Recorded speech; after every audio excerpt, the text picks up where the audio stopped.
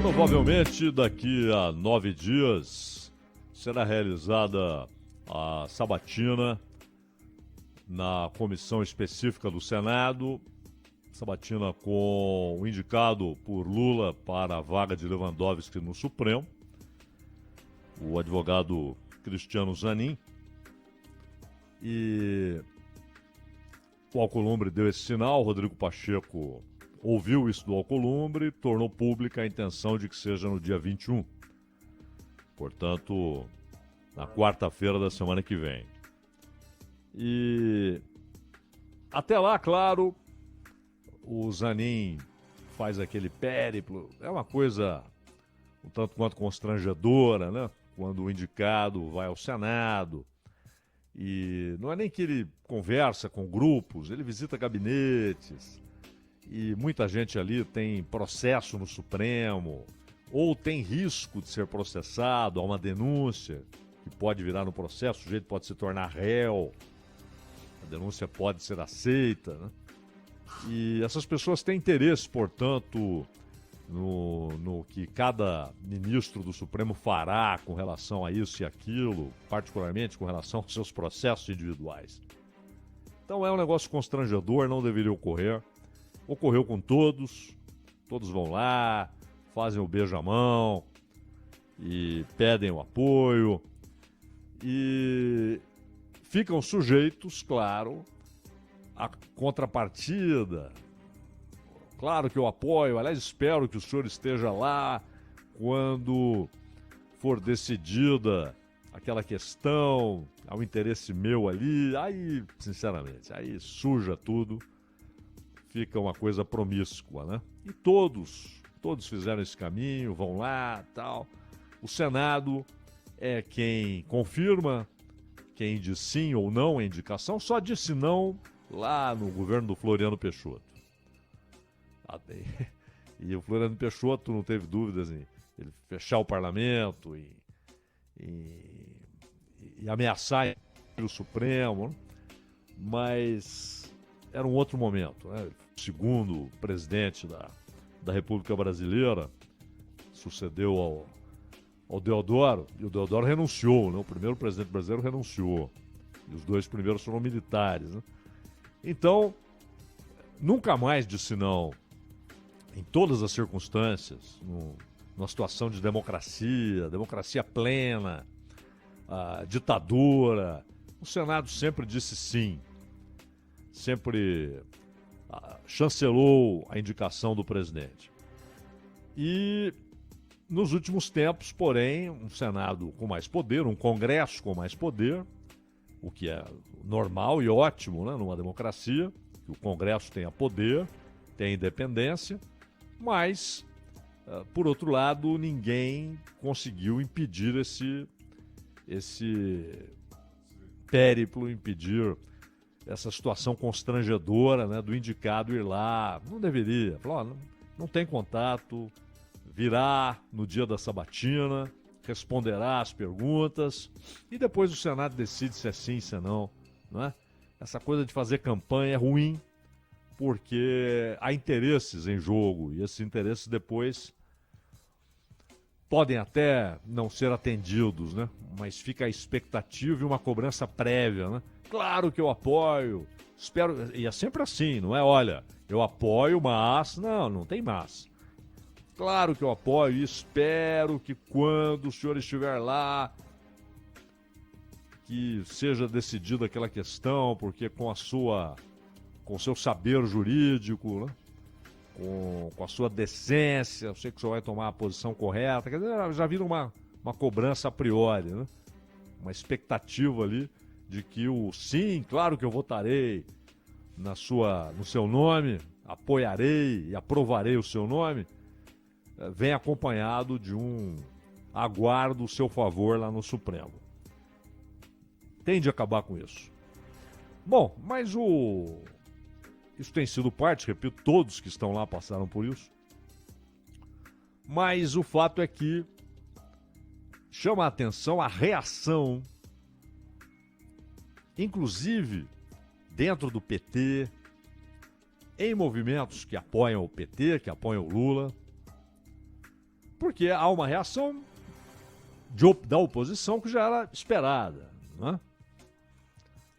Já há até editoriais a respeito, que isso é uma afronta à República, porque ele foi escolhido, porque defendeu o Lula, porque foi importante para que o Lula saísse da prisão e tivesse sua condenação em primeira instância e, portanto, automaticamente em segunda instância, a condenação anulada.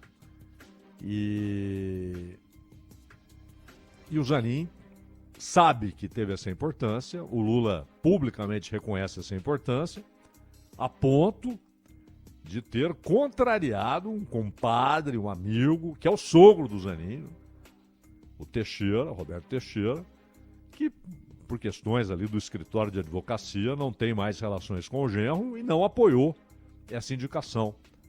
Também aquele movimento lá dos advogados que apoiaram o Lula desde a prisão e que depois se reuniram, né, como um movimento de advogados que apoiavam a candidatura do Lula, o Prerrogativas, também aquele grupo não queria o Zanin. Mas, na oposição, veio a reação, um absurdo e tal. Bom, quando nós olhamos o processo que levou à escolha de cada um dos que lá estão, não há diferença nenhuma. O Gilmar Mendes era da Advocacia Geral da União, no governo Fernando Henrique. E foi indicado pelo Fernando Henrique como um companheiro de gestão. E tinha, lá nos seus primórdios como juiz, uma ligação muito forte com o PSDB. Depois ficaram amizades e tal, e essas ligações se ampliaram, mas outras novas foram feitas, foram construídas, né? Com outros partidos, com outros políticos, né? E o Marco Aurélio Melo foi indicado pelo primo, pelo Fernando Collor. Foi indicação familiar. E o Celso de Mello, indicado pelo Sarney, porque foi um pedido do Saulo Ramos. O Sarney ouvia o Saulo Ramos como uma consciência, né? Um sujeito que era o que dava a palavra final em assuntos jurídicos. E o Saulo Ramos falou, coloca esse rapaz aqui. O Sarney não teve dúvida, indicou o Celso de Mello. E todos que você olhar, o próprio Alexandre de Moraes houve uma influência muito grande do PSDB. Alexandre de Moraes chega à vida pública, tal, por intermédio do Geraldo Alckmin. Foi secretário do Alckmin. Então, não há novidade, não há nada de excepcional. Definitivamente, essa reação do tipo, isso nunca aconteceu, algo inaudito na República, que balela é essa? Todos eles vieram por uma proximidade, uma amizade. E no caso do Marco Aurélio, parentesco com o presidente da República, né? E na época teve a piadinha aqui, escolheu o primo e tal, mas né, nada de reações exaltadas, do tipo a República está sendo atacada e tal. O Zanin será bom ou será ruim? Não sabemos. E já há julgamentos a priori. Porque o que está lá na Constituição há muito tempo há uma exigência fundamental, mas que ela tem uma subjetividade que faz com que ela pode ou não pode ser cumprida. Né? Então, o notável saber jurídico é diferente do notório. Por exemplo, o Zanin tem notório saber jurídico, é claro. Se ligarmos agora para qualquer grande advogado brasileiro, jurista, acadêmico do direito. Qualquer um que conheça o trabalho do Zanin vai dizer, pô, ele é um excepcional advogado. Excepcional. Claro que ele tem um notório saber jurídico, não é? E não é todo mundo lá que tem notório, nem sequer notório, hein? Ele tem. Notável é outra coisa. É algo que basicamente você não encontra hoje no Supremo, porque essa exigência constitucional, por ser uma exigência cuja observação é subjetiva, ela abre margem para que não haja o cumprimento da exigência. Formalmente há o cumprimento. Na prática, porque o notável significa uma referência jurídica. Alguém que é citado nos julgamentos do próprio Supremo. Um autor cujo conhecimento da Constituição é tão superior à da maioria absoluta dos juristas e dos juízes, inclusive, dos magistrados, que aquele conhecimento é notável, está em livros que são consultados pelos ministros do Supremo, pelos juízes do STJ, pelos professores das melhores universidades de direito do Brasil. Referências, né? É um sujeito que o conhecimento da Constituição que ele tem e as teses que conseguiu desenvolver e que são permitidas exatamente pela subjetividade da Constituição, esses sujeitos são notáveis, são referências, são pessoas citadas, inclusive, em decisões da principal corte brasileira. Não é o caso de nenhum deles lá. Nenhum. Então, definitivamente não pode ser essa a objeção, né? Por quê? E ele tem notório saber jurídico mais do que grande parte dos atuais ministros do Supremo. Tá? O Alexandre de Moraes, por exemplo, tem notório saber jurídico. Alguns acham que tem notável também, porque ele escreveu livros a respeito e tal, mas aí é discutível se a exigência constitucional foi cumprida, se é uma referência para o mundo jurídico, o que ele escreveu. Não basta escrever. Depende do peso, da importância histórica daquilo que você escreveu, do marco histórico que aquele texto se torna. E não parece o caso. Mas que ele tem notório saber jurídico, tem. E o Zanin tem. Quanto à proximidade com o Lula, aí você vai ver no exercício da função de defensor da Constituição. É isso que você vai ver. Aconteceu até um caso engraçado com o Celso de Mello. Celso de Mello escolhido pelo Sarney.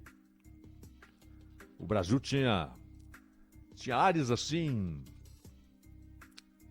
apesar da inflação, apesar do Sarney claramente não ter sido escolhido por ninguém, né? Nem pelo Congresso. A circunstância, a morte do Tancredo fez com que ele assumisse o cargo, então havia muita desconfiança. Mas, ao mesmo tempo, eram ares contentes no país, né? Porque a ditadura havia acabado. E a imprensa que bravamente resistiu, alguns lá no começo eram meros apoiadores da ditadura, né? Mas depois, como aconteceu com muita gente por sinal, depois esses veículos passaram para a oposição. E aí, com novas direções, e foram corajosos, né?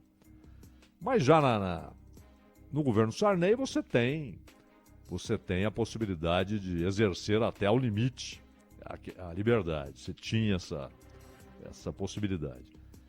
Então, havia um julgamento que interessava ao Sarney e a Folha cravou. O Celso de Mello vai votar com o Sarney. Foi indicado pelo Sarney, acabou de chegar, vai votar com o governo.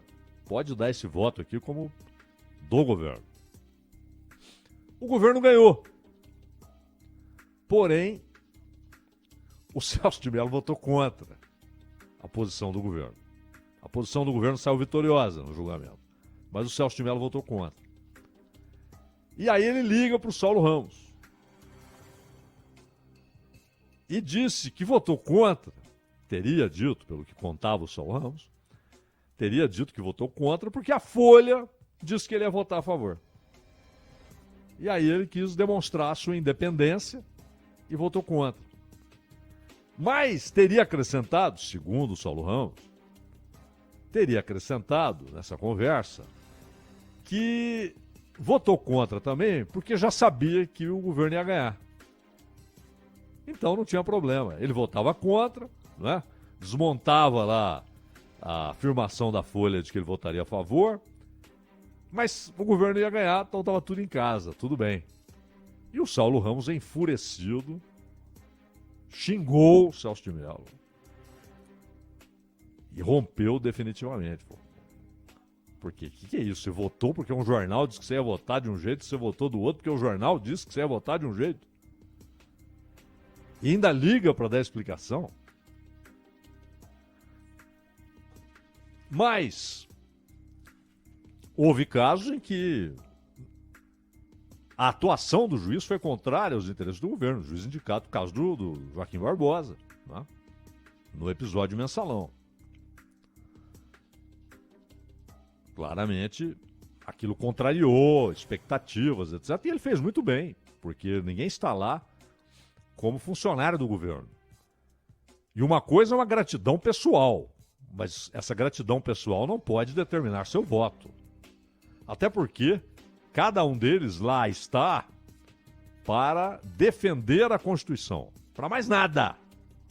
Mais nada. Não é para defender suas ideias, não é para defender seus conceitos, suas concepções. É para defender a Constituição. Ainda que eles discordem. Um juiz do Supremo pode discordar do texto constitucional, mas ele tem de defender o texto constitucional. Ele é pago para isso. Olha, temos uma Constituição e vocês são os escolhidos para defenderem o texto constitucional. Essa é a função pública de vocês. São bem pagos, bem alojados, com muita mordomia, muito sossego, muitos privilégios, mas a função é essa. A missão é essa, defender a Constituição. Não o que vocês pensam. Mas, no próprio Supremo, tem ocorrido com tanta frequência a defesa de teses pessoais e a tentativa de aproveitar a subjetividade do texto constitucional para reescrevê-lo. Isso é muito perigoso, porque ninguém deu ao Supremo a função de constituinte, mas, insisto, de defensor máximo da Constituição. Não de constituinte. Eles não estão lá para reescrever a carta, eles estão lá para defendê-la. Então, muita gente dentro do PT, de outros grupos e partidos que apoiam o Lula, mas o Zanin não está ligado às causas do partido e ele não quer dizer o que ele pensa sobre aborto, o que ele pensa sobre isso e aquilo. Ora, pelo amor de Deus, o Zanin não está lá para defender o que ele pensa.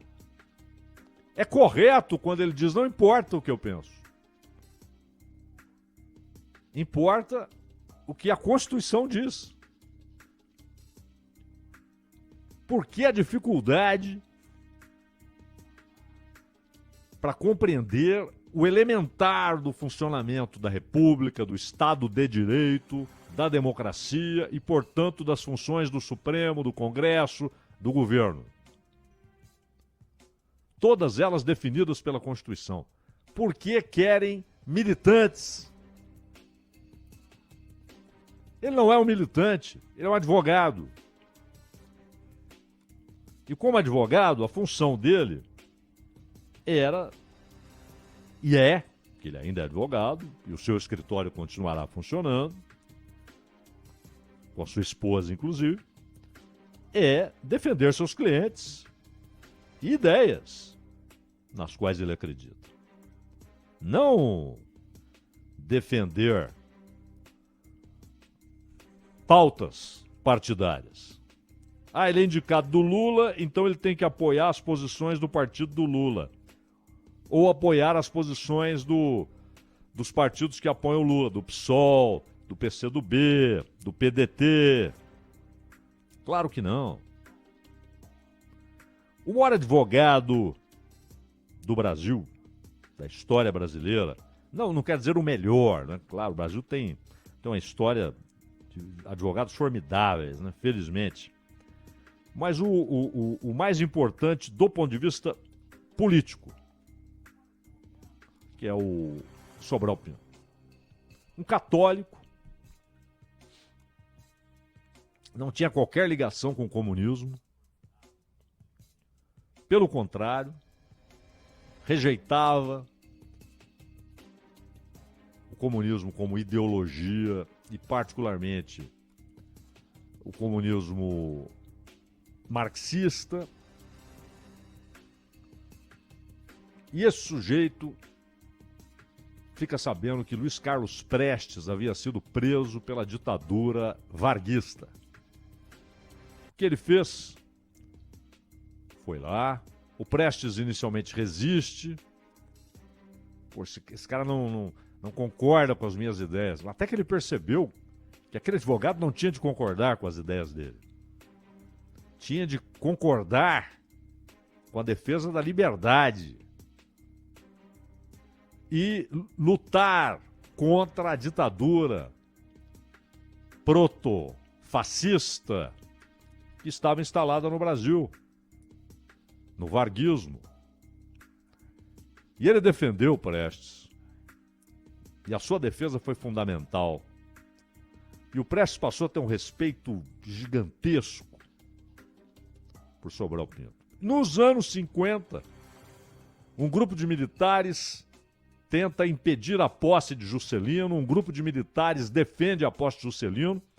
O Marechal Lott foi fundamental para que o Juscelino tomasse posse. E Sobral é, de novo, figura decisiva defendendo a Constituição, a liberdade, o voto, a escolha do eleitor. E aí Juscelino convida Sobral para ser ministro do Supremo. Olha como é que são as coisas. Parecido, aliás, com essa situação. E escolheu um cara perfeito. Né? Um sujeito que, se preciso, daria a vida para defender o Estado de Direito, a Constituição, a liberdade. Só que ele disse não para o Juscelino. Ele falou, não quero. Ele falou não. Não quis ser ministro do Supremo. Foi preso pela ditadura militar porque defendia vários daqueles que foram presos. Alguns depois desapareceram ou foram mortos, torturados. E lá estava ele já velhinho, com a sua coragem, defendendo a liberdade. Foi preso. E um coronel disse para ele, você tem de entender que nós estamos instalando uma democracia brasileira. E ele disse, não há democracia brasileira, só há democracia. É ou não é? Não há democracia a inglesa, a francesa, a brasileira. Só há democracia. Ele não precisava concordar com o Prestes, ele não precisava concordar com o Juscelino, ele não precisava concordar com aqueles caras que foram presos, torturados e mortos.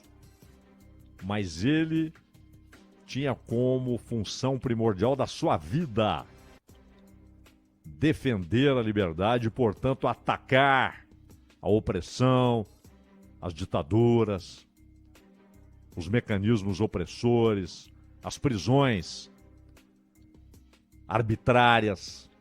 Foi a vida dele. Então, não importa o que o Zanin pensa sobre isso ou aquilo, porque nós não teremos lá um conselho de pensadores que vão decidir o que é melhor para o Brasil. Nós não temos lá um grupo de constituintes. Aquele é o corpo de defesa da Constituição. Aqueles ministros juntos formam esse corpo guardião da Constituição. E é isso que ele será, é isso que ele tem de ser. Mas ficam cobrando. Ele não está ligado às causas partidárias. O que querem? Colocar militantes para defender causas? Não, não é esse o papel dele. O papel dele é defender a Constituição. Agora, vai ser bom ou não vai ser bom? Atuará sempre com independência, autonomia fundamentais? Saberemos. Mas julgar a priori, que sujeira, não sei o quê, ou então, não, de um lado, isso é inaudito. Não é. Aconteceu com todos eles. Do outro lado, não é um defensor das nossas bandeiras. Meu amigo, essas bandeiras têm de ser defendidas nas ruas, no parlamento. Aí sim, nos sindicatos, nas praças. Não no Supremo. É lamentável que o debate seja esse. O que a gente espera é que ele seja independente, correto, honesto e que tenha como baliza, parâmetro, não o que ele pensa, mas o que a Constituição diz. Ronald.